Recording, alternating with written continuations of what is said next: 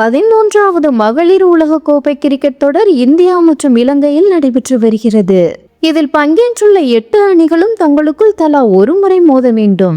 League சுற்று முடிவில் முதல் 4 இடங்களை பிடிக்கும் அணிகள் அரையிறுதிக்கு தகுதி பெறும். இந்த நிலையில் மகளிர் உலக கோப்பையில் நேற்று நடைபெற்ற லீக் ஆட்டத்தில் இலங்கை மற்றும் நியூசிலாந்து அணிகள் மோதின.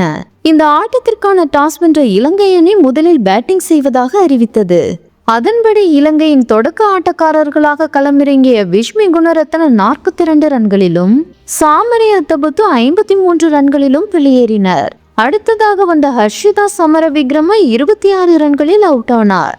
இறுதியில் இலங்கை அணி 50 ஓவரில் 6 விக்கெட்டை இழந்து 258 ரன்கள் எடுத்தது.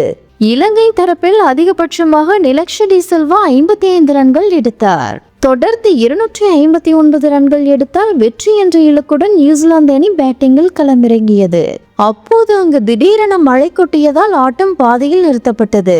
மழை நின்ற பின் ஆட்டத்தை தொடங்க இருந்த நிலையில் சுமார் 1 மணி நேரத்திற்கும் மேலாக மழை பெய்ததால் ஆட்டம் ரத்து செய்யப்படுவதாக நடுவர்கள் அறிவித்தனர். இதன் மூலம் இரு அணிகளுக்கும் தலா 1 புள்ளிகள் வழங்கப்பட்டது குறிப்பிடத்தக்கது.